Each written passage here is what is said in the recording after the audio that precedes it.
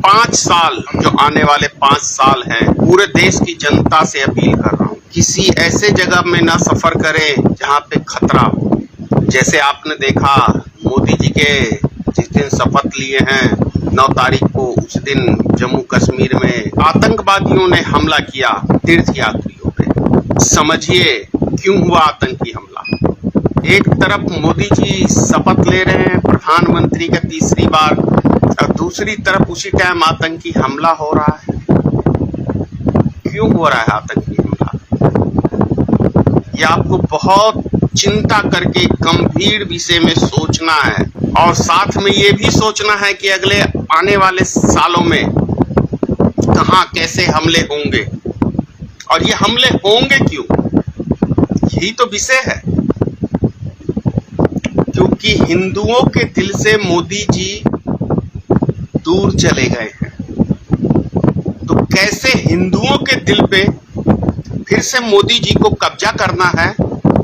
इसलिए आतंकी हमले होंगे, बम विस्फोट होंगे, आम नागरिक मारे जाएंगे, देश के सेना मारे जाएंगे, लेकिन कोई नेता नहीं मारा जाएगा। हो सकता है धोखे में कोई ऐसा खेल खेले एकाध, लेकिन हकीकत यही है कि आने वाला जो 5 साल है, अगर 5 साल मोदी सरकार चलती है तो भी, और नहीं चलती है तो अधिक घटनाएं होंगे। ऐसा होता है। आपने देखा होगा 2013 के अंदर गांधी मैदान में जब मोदी जी ने पहली सभा की तो वहां 14 बम फूटे थे मैदान में। याद है ना आप सबको? बम फूटे हिंदुओं के दिल में, दया छलकी कि मोदी जी को मारने आए हैं। अब देखिए मेरा घर कुछ ही दूर है गांधी मैदान से, सारा गांधी मैदान नजर आता है। अच्छी तरह से भाषण सुनाई दे रहा था और टीवी पे भी चल रहा था। मोदी जी के कार्यकर्ता मतलब नेतागण वहां भाषण दे रहे हैं कि भाइयों बहनों पटाखे मत फोड़ो। और मोदी जी जब भाषण देने आए तो मोदी जी कह रहे हैं कि आप जितना बम चाहे उतना फोड़ो, मुझे बम से डर नहीं लगता। एक कार्यकर्ता बोलता है कि पटाखे मत फोड़ो, मोदी जी बोलते हैं जितना बम फोड़ो। मोदी जी क्यों नहीं बोलेंगे? क्योंकि मोदी जी को पता है कि मेरे मंच के नीचे बम नहीं है। तो लहर बनाया गया, 2014 का चुनाव जीता गया। मुद्दा कोई नहीं था 2019 के अंदर। फिर देखा आपने पुलवामा हमला चुनाव से ठीक 2-2.5 महीने पहले कराया गया। 42 जवान हमारे शहीद हुए। आज तक पता नहीं चला कि 300 किलो आरडीएक्स कहां से आया, कोई एजेंसी जांच नहीं लगा सकी पता। ठंडे बस्ते में डाल दिया क्योंकि हमला कराया गया था और देश के गृह मंत्री और भारत के प्रधानमंत्री ने कराया था 2019 का चुनाव जीतने के लिए। लेकिन ये सोचे कि राम के सहारे हमारी नैया पार लग जाएगी, राम मंदिर के सहारे। लेकिन देश की जनता इतनी मूर्ख नहीं है जितनी मूर्ख ये भारतीय जनता पार्टी के लीडर समझते हैं, भारत के प्रधानमंत्री समझते हैं और गृह मंत्री। आईना दिखाने का काम अयोध्या में किया, चित्रकूट में किया, वाराणसी में भी किया। ये वाराणसी के भी चुनाव हारे हुए थे, कैसे जीते हैं ये निर्वाचन आयोग बेहतर बता सकते हैं। क्योंकि 1.7 करोड़ वोटों की हेराफेरी हुई है, जिसका मामला सुप्रीम कोर्ट भी गया था और सुप्रीम कोर्ट ने कहा ठंडे बस्ते में उन्होंने भी डाल दिया क्योंकि निर्वाचन आयोग का सवाल है। तो ये अंतर 1.7 करोड़ वोटों का अंतर जो था वो 100 सीटें मोदी जी को फायदा पहुंचा दिया। मोदी जी जो बोलते थे कि 400 पार 400 पार, वो सही बोलते थे मोदी जी, क्योंकि 400 सीटों से मोदी जी इस बार हारने वाले थे, जो निर्वाचन आयोग की मेहरबानी से 240 तक पहुंचे। 100 सीटों का फायदा निर्वाचन आयोग ने कराया। तो देश के अंदर इनसे कोई काम धंधा होने वाला नहीं है, विकास का कार्य कोई होने वाला नहीं है। इनको पता है कि धर्म, हाँ आपने देखा होगा कि इलेक्शन से पहले हर न्यूज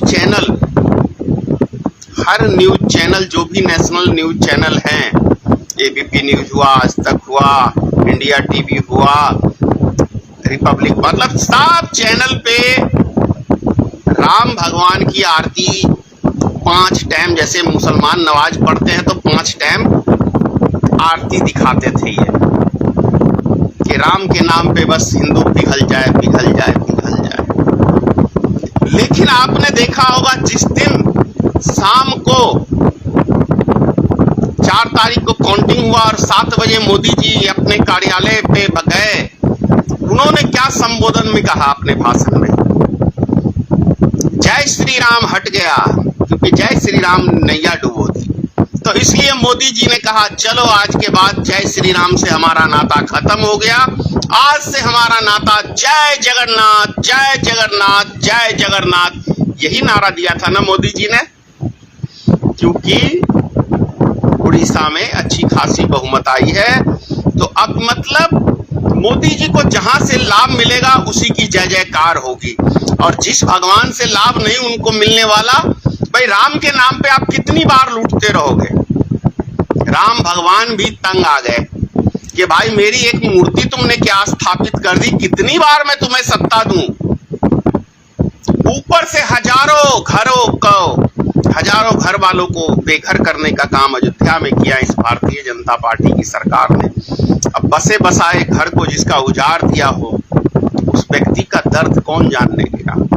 आप सोचो, बाल बच्चेदार आदमी हो और रोड पे आपको ला दे, तो क्या उसको मानोगे? उस सरकार को नहीं मानोगे। तो ऐसा वहां पे अयोध्या में जो बुलडोजर बाबा के नाम से प्रसिद्ध हैं योगी आदित्यनाथ, अपना घर तो बसाया नहीं, लेकिन बसे बसाए घर को उजाड़ने का बाखूबी काम दोनों ही नेता जानते हैं, देश के प्रधानमंत्री भी जानते हैं। उनका घर बसा तो वो खुद ही उजाड़ के अपना चल दिए। तो इनको पता नहीं है कि घर क्या किस चीज का नाम है।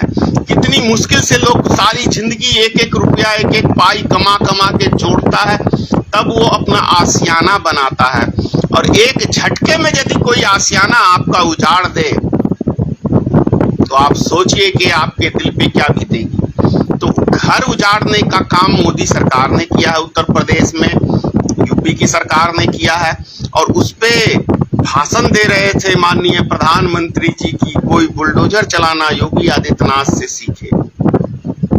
जनता में आक्रोश था जो यूपी में नजर आया, और कैसी हवा निकली ये आप सबने देखी। तो इनको सिर्फ हिंदू और मुसलमान के नाम पे वोट मिलता है और भगवान के नाम पे, तो ये चीजें फेल हो गई लगभग। तो अब फिर से देश में आतंकी हमले होंगे, मंदिर पे होगा, यात्रियों पे होंगे, तीर्थ यात्रियों पे होंगे जो हुआ था।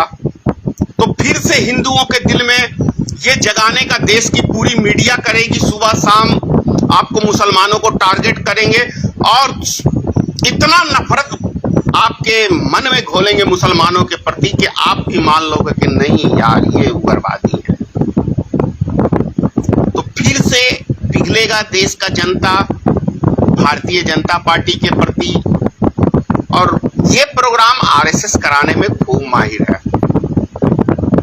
तो आने वाला जो 5 साल है, मैं आपसे निवेदन करता हूं कि मेला हो, मंदिर हो, ऐसी धार्मिक जगहों पे जाएं तो बहुत सोच समझ के जाएं, क्योंकि देश में आतंकी हमले होंगे, ये मेरा मानना है। क्योंकि जो मैं इस सरकार का रवैया जब से मैं राजनीतिक में कदम रखा हूं और तब से मैं खंगालना चालू किया, तब से जानता हूं कि जहां जहां चुनाव होते हैं वहां वहां आतंकी हमले होते हैं, और उस आतंकी हमले के बाद फायदा सिर्फ बीजेपी को होता है। तो इसका मतलब है कि वो आतंकी हमला बीजेपी कराती है।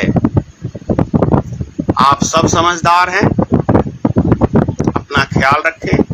जय हिंद।